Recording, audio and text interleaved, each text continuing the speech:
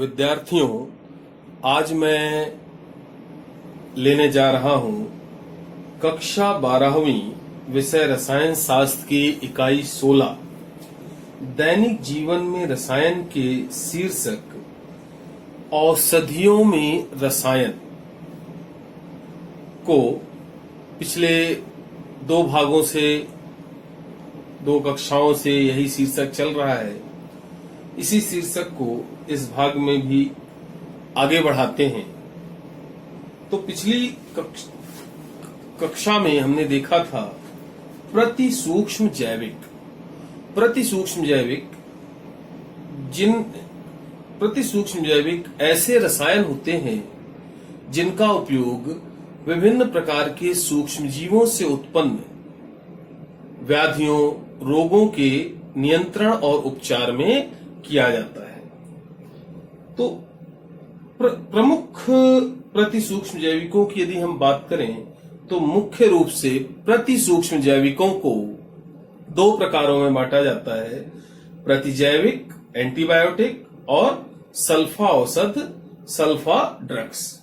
ठीक है, अब हम बारी बारी से इन दोनों प्रति सूक्ष्म जैविकों की बात करेंगे। सबसे पहले प्रतिजैविक।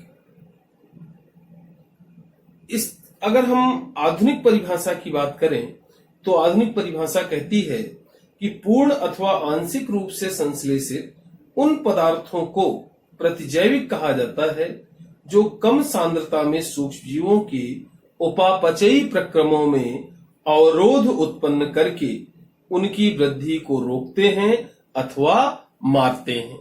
ठीक है, ये तो आधुनिक परिभाषा है। इसके पहले इसकी परिभाषा दी जाती थी सूक्ष्म जीवों से उत्पन्न ऐसे रसायन जो दूसरे सूक्ष्म जीवों को मारते हैं अथवा उनकी वृद्धि को रोकते हैं, प्रतिजैविक कहलाते हैं। लेकिन वर्तमान में चूंकि इनका संश्लेषण भी होने लगा है, इसलिए ये परिभाषा बदल गई है। ध्यान रहे, पहला सूक्ष्म जीव था जिससे प्रतिजैविक की खोज हुई, पेनिसिलियम नोटेटम। पेनिसिलियम नोटेटम नाम की फफूंद थी जिससे 1920 में अलेक्जेंडर फ्लेमिंग ने अचानक ही पेनिसिलिन नामक प्रतिजैविक की खोज की। प्रतिजैविकों का सामान्य सूत्र, सामान्यतः पेनिसिलिन प्रतिजैविक का सामान्य सूत्र C9H11O4SN2R होता है। C9H11SN2R। इनका कुछ सामान्य पेनिसिलिन की संरचनाएं सामान्यतः इस तरह से दी जा सकती हैं। ये सिंपल संरचना है, साधारण संरचना। तो बहुत से पेनिसिलिन है वर्तमान में, penicillin G, benzyl penicillin, penicillin F, penicillin के, पेनिसिलिन एक्स और पेनिसिलिन वी और एम्पीसिलिन। इन सभी में केवल ये जो पार्श्व श्रृंखला आर है उसकी संरचना में भिन्नता होती है और बाकी सभी की मूल संरचना एक सी होती है। ठीक है, जैसे कि पेनिसिलिन जी में इस पार्श्व श्रृंखला आर के स्थान पर C6H5CH2 अर्थात बेंजिल ग्रुप रहता है, इसीलिए इसको बेंजिल पेनिसिलिन के नाम से भी जाना जाता है। ठीक है, वर्तमान में जो प्रतिजैविक हैं उन्हें कार्य क्षेत्र के अनुसार दो प्रकारों में बांटा जाता है, लघु क्षेत्र अर्थात संकीर्ण क्षेत्र प्रतिजैविक, नैरो स्पेक्ट्रम एंटीबायोटिक। ऐसे प्रतिजैविक जो कोई किसी विशेष सूक्ष्म जीव या केवल कुछ विशेष सूक्ष्म जीव और उनसे उत्पन्न रोगों पर प्रभावी होते हैं, उन्हें लघु क्षेत्र या संकीर्ण क्षेत्र प्रतिजैविक, नैरो स्पेक्ट्रम एंटीबायोटिक कहते हैं, जैसे कि पेनिसिलिन। दूसरा है विस्तृत क्षेत्र प्रतिजैविक, ब्रॉड स्पेक्ट्रम एंटीबायोटिक्स। ये अनेक सूक्ष्म जीवों से उत्पन्न अनेक प्रकार की व्याधियों पर प्रभावी होते हैं। मतलब एक ही प्रतिजैविक कई बीमारियों और कई सूक्ष्म जीवों के विरुद्ध उपयोग किया जा सकता है, जैसे क्लोरेमफेनिकॉल। ठीक है, क्लोरेमफेनिकॉल। ध्यान ये भी रखना बेटा, सूक्ष्मजीवों की जो पूर्ण सीमा होती है जिस पर प्रतिजैविक प्रभावी होता है, प्रभावी ढंग से काम करता है, उसे उसका स्पेक्ट्रम कहते हैं। ठीक है, अब दूसरा प्रति सूक्ष्म जैविक है सल्फा औसत। इसका काम भी प्रतिजैविकों के जैसा ही होता है, बल्कि ये प्रतिजैविकों की तुलना में अधिक शक्तिशाली प्रतिजैविक होते हैं, प्रति सूक्ष्म जैविक होते हैं। तो सल्फा औसत ये सल्फेनिलामाइड के व्युत्पन्न होते हैं और ऐसे व्युत्पन्न होते हैं जिनमें उच्च प्रतिजीवाणु क्षमता होती है।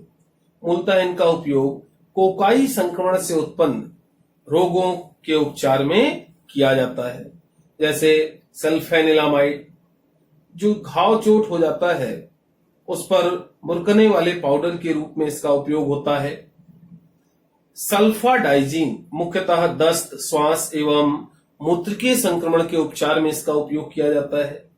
सल्फापिरिडीन निमोनिया के उपचार में इसका उपयोग होता है। सल्फागुनाडीन बैसिलरी डिसेंट्री में इसका उपयोग किया जाता है। सल्फा एसिटामाइड सूत्र मूत्र नलिका से संबंधित जो संक्रमण है उनके उपचार में इसका उपयोग किया जाता है। इसी प्रकार सल्फाथायोजोल, इसका उपयोग स्टेफेलोकोकल संक्रमण और ब्यूबोनिक फ्लैग के उपचार में किया जाता है। इसी तरह से सक्सिनिल सल्फाथायोजोल का उपयोग आंत्र संक्रमण जैसे कोलेरा, जिसको हैजा भी कहते हैं, के उपचार में किया जाता है। ठीक है, ये हमारे कुछ प्रमुख सल्फा औषधियों की संरचनाएं हैं। ये सल्फेनिलामाइड की संरचना है और बाकी अन्य जो सल्फा औषध है मूलतः इसी की व्युत्पन्न होती हैं, जैसे सल्फाडाइजीन, सल्फा गुआनिडीन, यह है सल्फापिरिडीन, यह है सल्फा एसिटेमाइड, यह है सल्फाथायोजोल और यह है सक्सिनिल सल्फाथायोजोल। ठीक है, चलिए अब अगले औषध रसायन पर आते हैं जिसका नाम है प्रतिजनन क्षमता या गर्भ निरोधक औषध। इन्हें उर्वरता रोधी औषध के नाम से भी जाना जाता है। अंग्रेजी नाम है एंटी फर्टिलिटी ड्रग। बहुत ही साधारण सी बात है, वे रासायनिक पदार्थ जिनका उपयोग महिलाओं में गर्भधारण रोकने या जनन नियंत्रण के लिए किया जाता है उन्हें प्रतिजनन क्षमता औषध या ओरल कॉन्ट्रासेप्टिव के नाम से जाना जाता है ना। तो महिलाओं में गर्भधारण रोकने या उसके नियंत्रण के लिए जिन रसायनों का उपयोग होता है उन्हें प्रतिजनन क्षमता औषध कहते हैं। अधिकांशतः इन औषधियों में संश्लेषित एस्ट्रोजन और प्रोजेस्टेरॉन व्युत्पन्नों का मिश्रण होता है। दोनों ही एस्ट्रोजन और प्रोजेस्टेरॉन स्त्री हार्मोन है। प्रोजेस्टेरॉन अंडोत्सर्ग को निरोधित करता है। ठीक है, जैसे एक बहुत ही प्रचलित जनन नियंत्रण गोली है जिसका नाम है इनोवेट ई। इनोवेट ई में नॉरएथिंड्रोन जो कि प्रोजेस्टेरॉन का व्युत्पन्न होता है और एथाइनिल एस्ट्राडाइयोल जो नोएस्ट्रॉल जो कि एक एस्ट्रोजन है इसका व्युत्पन्न होता है। यह है नॉरएथिंड्रोन की रासायनिक संरचना और यह है मेंस्ट्रानॉल की रासायनिक संरचना। तो बहुत ही आसान है, महिलाओं में गर्भ नियंत्रण या फिर गर्भधारण रोकने के लिए जिन रसायनों का उपयोग किया जाता है उन्हें प्रतिजनन क्षमता औषध या गर्भ निरोधक औषधियां कहते हैं। अगला औषध रसायन है प्रतिअम्ल। एसिडिटी आजकल की एक सामान्य समस्या होती जा रही है। हर घर में एसिडिटी की समस्या से ग्रसित लोग मिल जाया करते हैं बड़ी आसानी से। इवन आजकल बच्चों में भी बहुत अधिक गैस्ट्राइटिस, दैट मीन एसिडिटी होने लगी है। ये एसिडिटी होती है आमाशय में बनने वाले हाइड्रोक्लोरिक अम्ल HCl के अधिकता के कारण, जिससे कि आमाशय का पीएच मान बढ़ जाता है। तो ऐसे रसायन, वे रासायनिक पदार्थ जो आमाशय में उत्पन्न अम्ल के आधिक्य को उदासीन कर उसके द्रव का पीएच मान उपयुक्त स्तर पर ले जाते हैं, प्रति अम्ल कहलाते हैं। ठीक है, साधारण सी बात है कि अम्ल है तो उसके विरुद्ध कौन काम करेंगे? क्षार, जैसे magnesium hydroxide, magnesium carbonate, magnesium trisilicate, aluminium hydroxide, sodium bicarbonate आदि जो दुर्बल क्षार है, प्रबल नहीं, दुर्बल क्षार का उपयोग प्रति अम्ल की तरह किया जाता है।